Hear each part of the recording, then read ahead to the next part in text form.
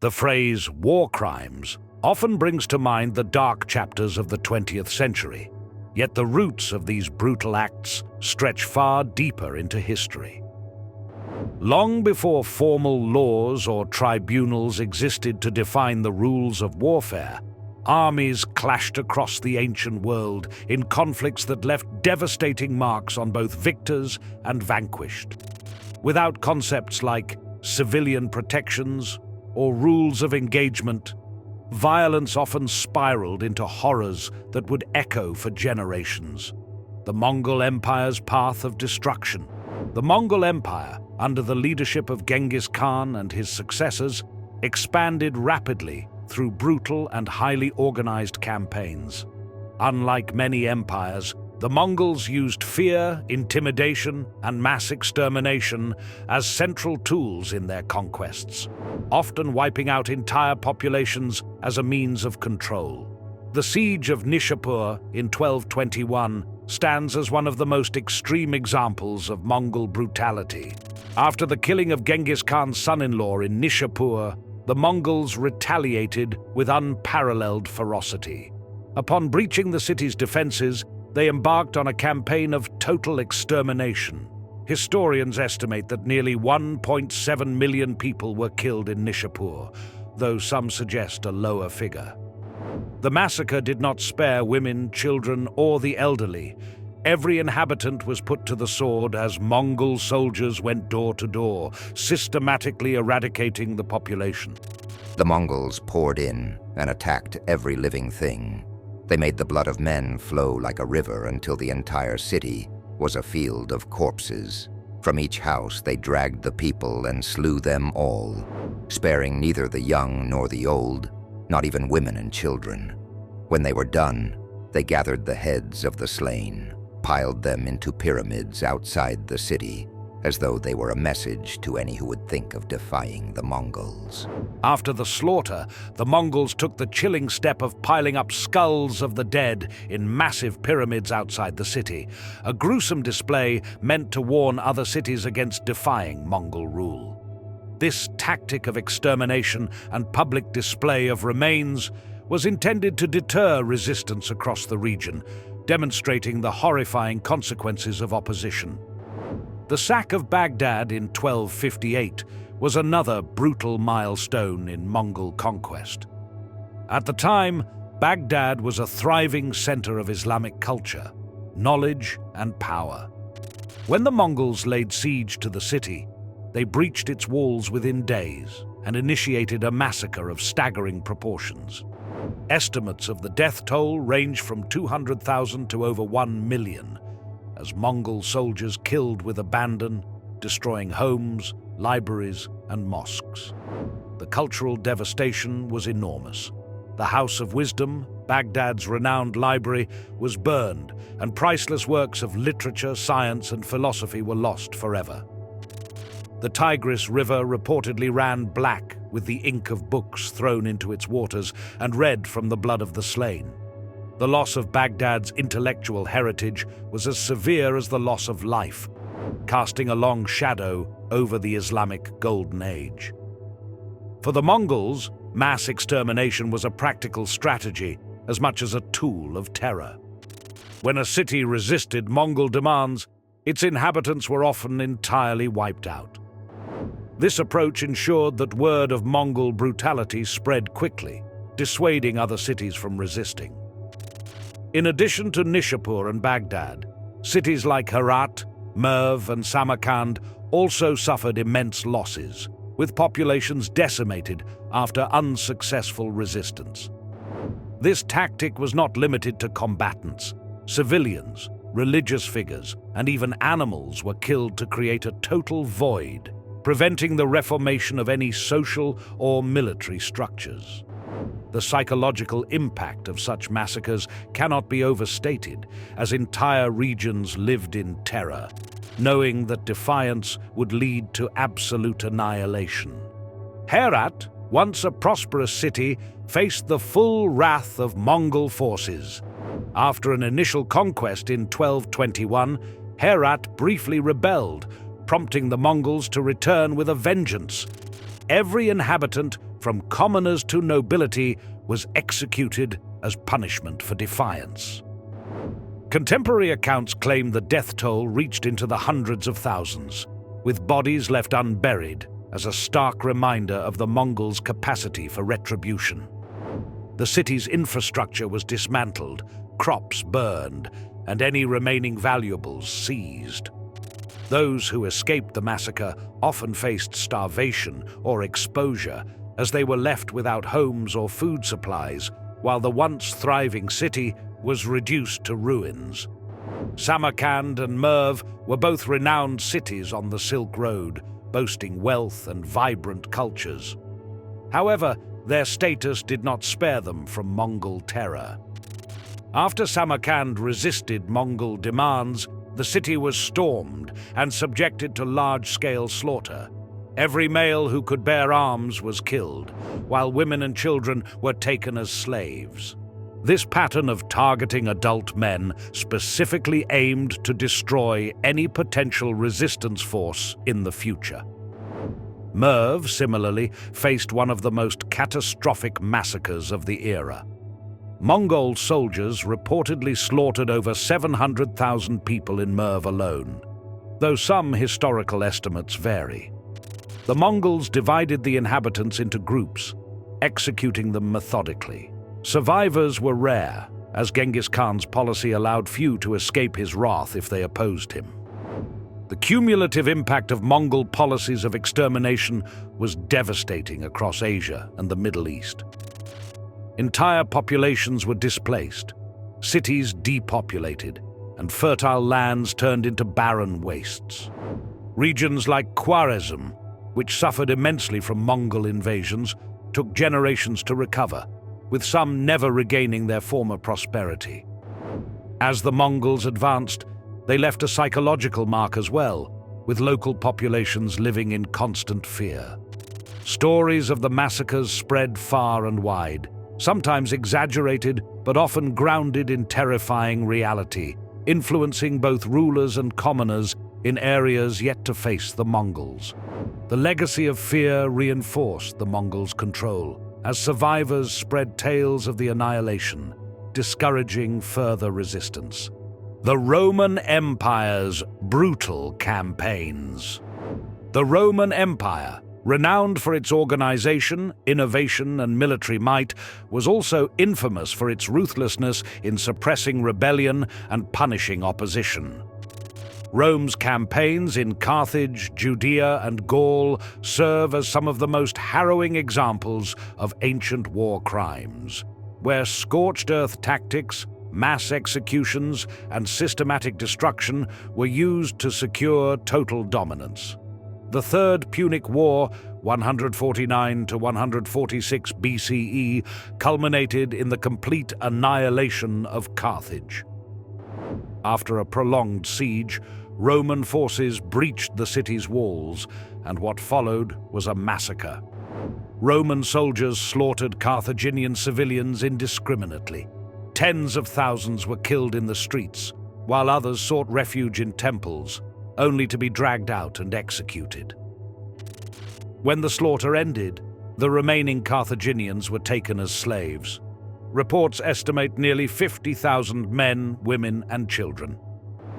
The Romans then set about leveling the city itself, burning buildings and dismantling infrastructure. For days, Carthage burned under the relentless sun, its smoke visible from miles away. Roman accounts proudly recount how soldiers sowed salt into the soil to prevent any future resettlement, ensuring the city's obliteration and symbolizing the utter ruin of its people and culture. In 70 CE, during the First Jewish-Roman War, Roman forces under General Titus besieged Jerusalem. The siege led to widespread starvation among the city's inhabitants as Roman soldiers surrounded the city, cutting off supplies and waiting for the population to weaken. Accounts describe scenes of horror. Desperate inhabitants were said to have resorted to cannibalism, feeding on the dead. When Roman forces finally breached Jerusalem's walls, they unleashed a wave of slaughter.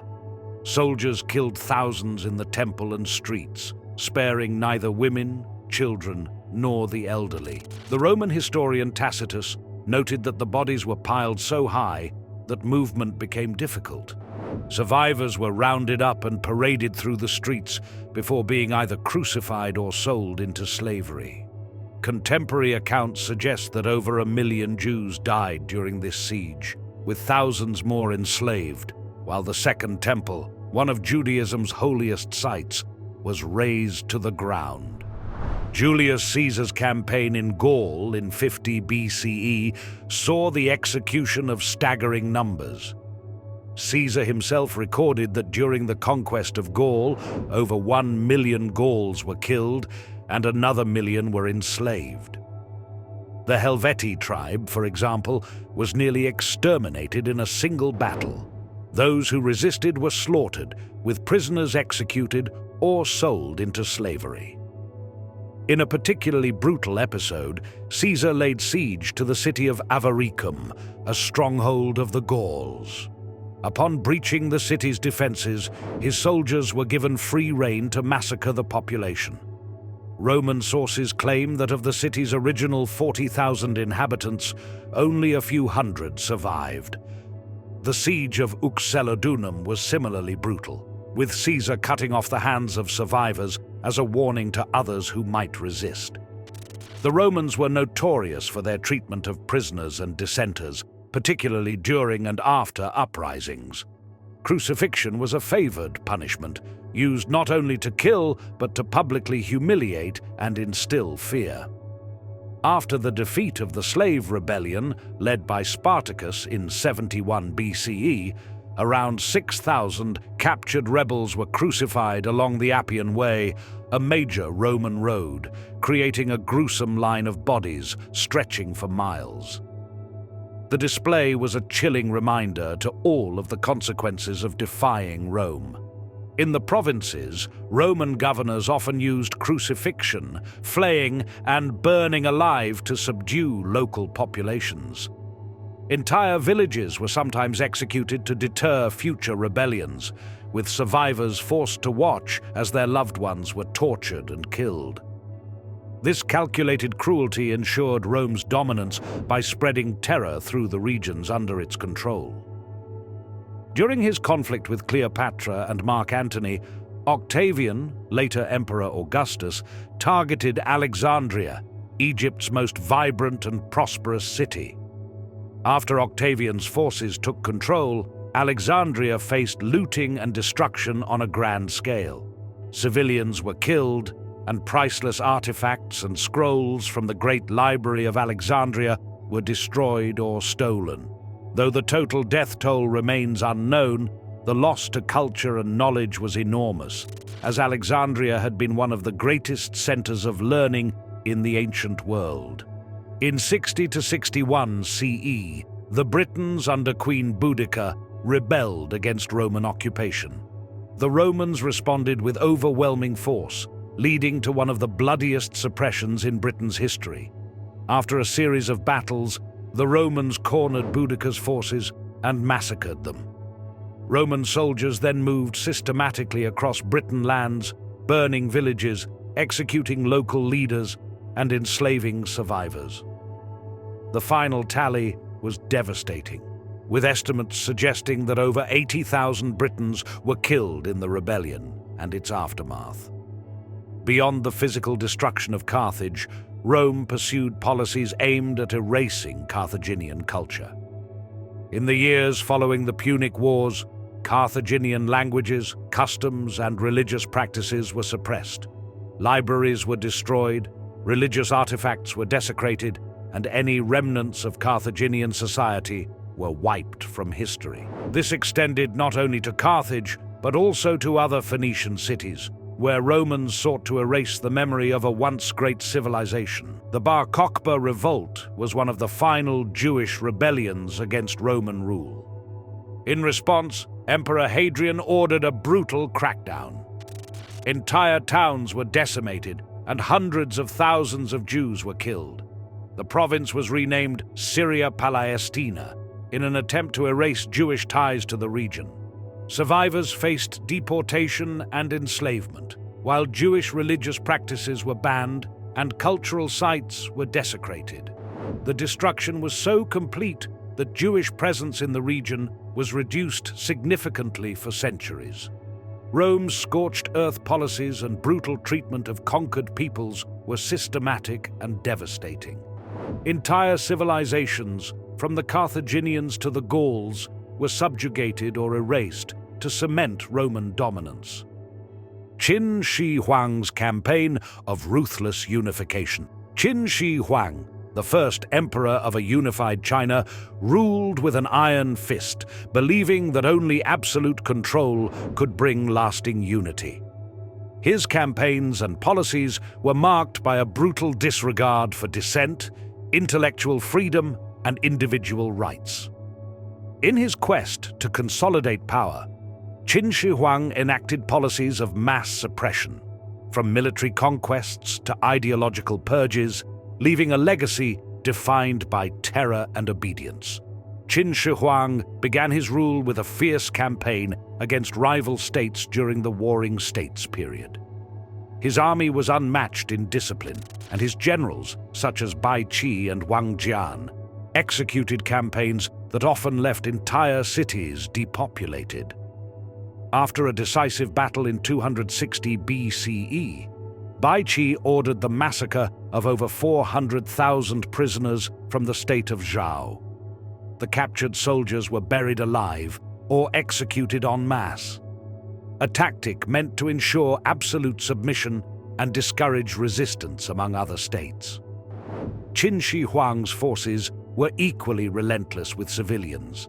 In areas that resisted, villages and towns were burned, and any remaining survivors were relocated. Entire communities were often uprooted and forced to relocate to Qin-controlled territories, where they could be more closely monitored and controlled. The campaigns left a trail of destruction, but they were effective in eliminating opposition, paving the way for a unified Chinese empire under Qin rule. In 213 BCE, Qin Shi Huang initiated one of history's most infamous intellectual purges.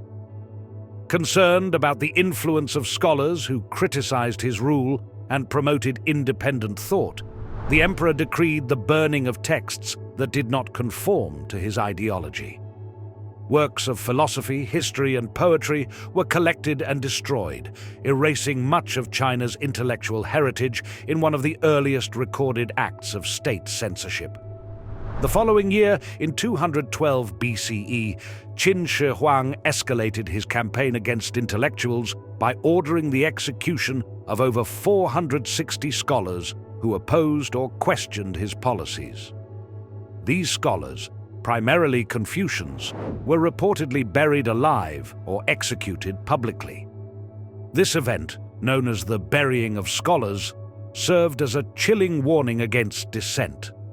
The suppression of knowledge and intellectual freedom under Qin Shi Huang was intended to silence opposition and instill absolute loyalty to the state, enforcing a cultural conformity that lasted long after his reign. Qin Shi Huang's rule was marked by a strict legal code that enforced harsh punishments for even minor infractions. Punishments included mutilation, forced labor, and execution. The emperor's judicial system was built on the principle of collective punishment. If one person violated a law, entire families or villages could face execution or exile. This policy spread terror throughout the empire, as citizens lived in constant fear of being punished, not only for their own actions, but for those of their kin or neighbors. One of the most infamous examples of Qin's punitive measures was his punishment of those who failed to complete the Great Wall of China. Thousands of laborers, many of whom were convicted criminals, were forced to work under extreme conditions. Those who resisted or failed to meet quotas were executed or buried within the wall itself. These brutal measures contributed to the construction of the wall, but at an enormous human cost, with an estimated 400,000 laborers dying in the process. To consolidate control over his empire, Qin Shi Huang implemented a policy of forced relocation. The emperor relocated thousands of families, particularly from conquered regions, to the Qin capital of Xianyang, where they were placed under close surveillance. Nobles and influential families were moved away from their native lands to prevent uprisings, and their wealth was often confiscated. These relocations not only disrupted social structures, but also served to dismantle regional loyalties and foster a unified identity centered around Qin authority. Many families never returned to their ancestral lands, and their displacement created a climate of fear, as citizens realized that the emperor could strip them of their homes, belongings, and social ties at any time. Qin Shi Huang's rule exemplified the use of terror as a means of maintaining absolute power. Citizens lived under constant surveillance, and the state employed a network of informants to report on any dissent. The emperor's legalist advisors enforced strict obedience to the law, advocating for harsh punishments and severe reprisals against disobedience. The legalist ideology valued loyalty and order over compassion, resulting in a climate of fear where individuals conformed to the state's demands to avoid punishment. Public executions, floggings, and mutilations became common sights in Qin cities, serving as reminders of the consequences of defiance. Statues and inscriptions glorifying the emperor's rule were displayed throughout the empire, creating a cult of personality that reinforced Qin Shi Huang's authority. Qin Shi Huang's policies of suppression and control left an indelible mark on China. While his brutal methods effectively unified the warring states and established the foundation for imperial rule, they also sowed resentment among the population. After his death, the Qin dynasty quickly fell as rebellion erupted across the empire. The memory of his tyrannical rule persisted, influencing Chinese governance for centuries, as later dynasties sought to avoid the mistakes of Qin's harsh policies. While Qin Shi Huang's reign was short-lived, his approach to unification through terror and repression left a profound legacy on Chinese history. The Great Wall, standardized laws, and cultural conformity became lasting symbols of his achievements. But so did the stories of scholars buried alive, books burned, and cities emptied of dissenters. Alexander the Great's bloody military vision. Alexander the Great is remembered not only as a brilliant military strategist, but also as a ruler whose conquests left a trail of destruction and transformation across the ancient world. His campaigns, stretching from Greece to the edges of India, were not merely about territory. They were intended to consolidate power, spread Greek culture, and secure Alexander's place as a legendary leader. However, the costs of these ambitions were often borne by the conquered.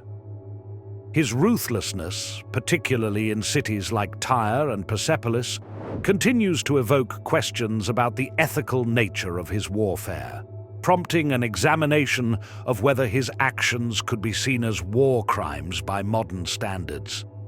The Siege of Tyre in 332 BCE remains one of Alexander's most infamous and prolonged battles.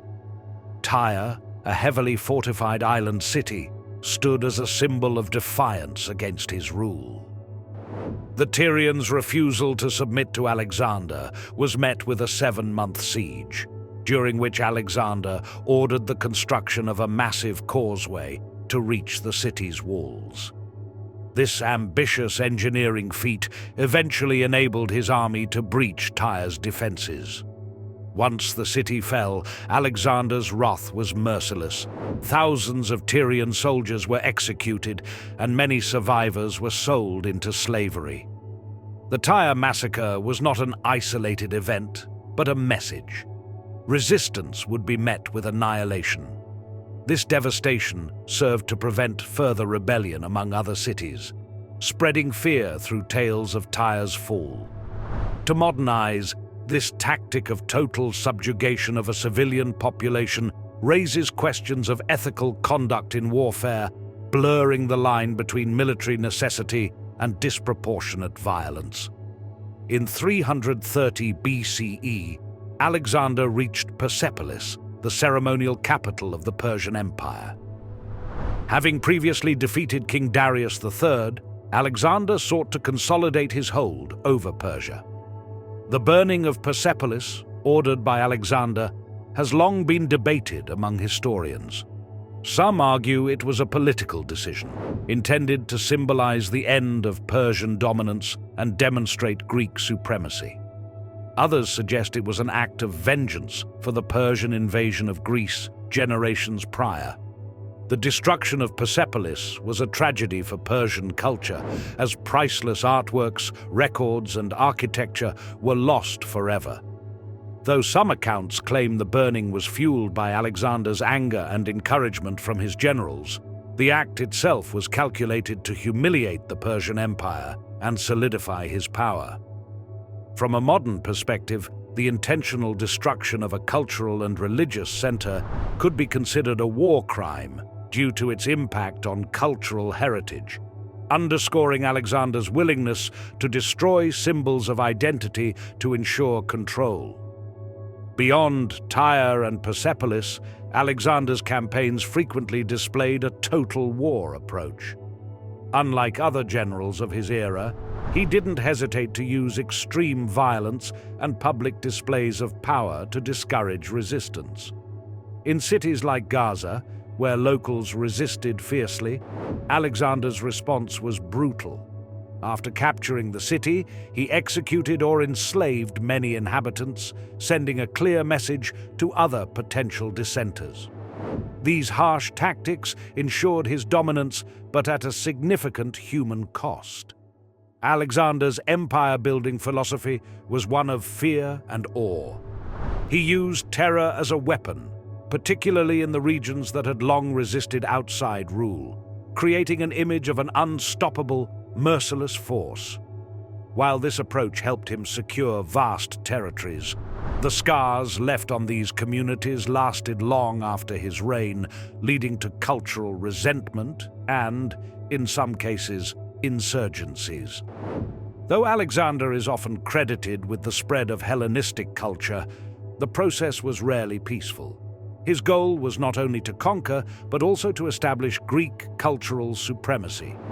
In places like Egypt and Babylon, he established cities named after himself, promoting Greek gods, philosophy, and customs. This cultural imposition wasn't benign. It was backed by the threat of military force, leaving local populations with little choice but to assimilate. For many, this felt like an erasure of their identity. Local traditions, languages, and religious practices were often overshadowed by Greek norms, with resistance met by force.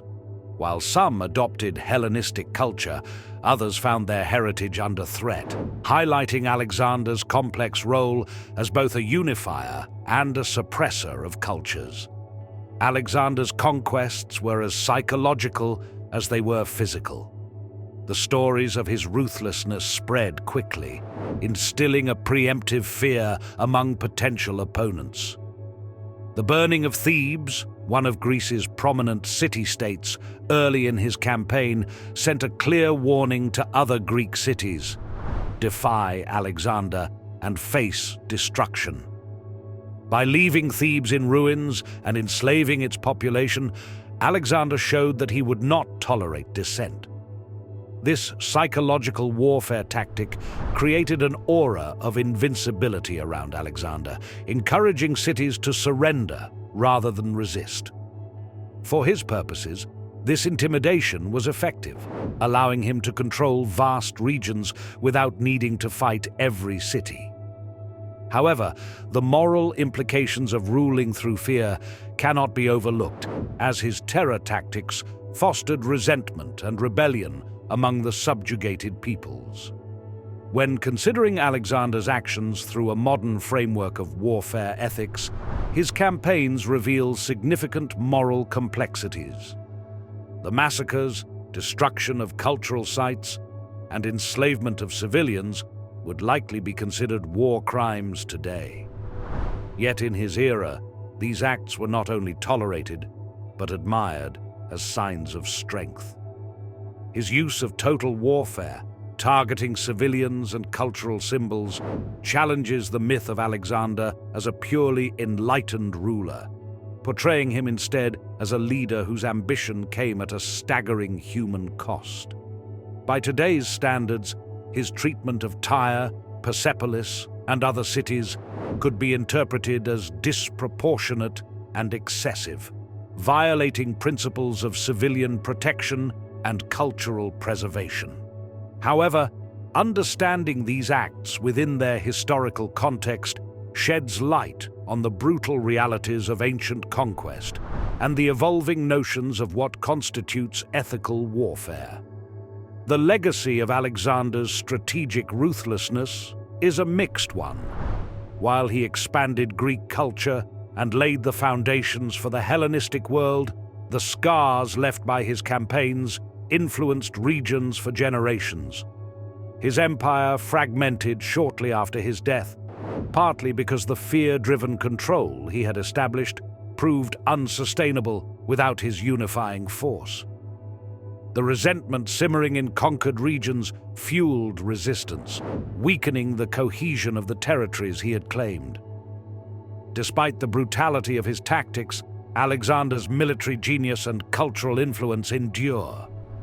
He demonstrated that psychological warfare and calculated ruthlessness could achieve rapid expansion, but he also highlighted the limitations of a strategy built on intimidation and force.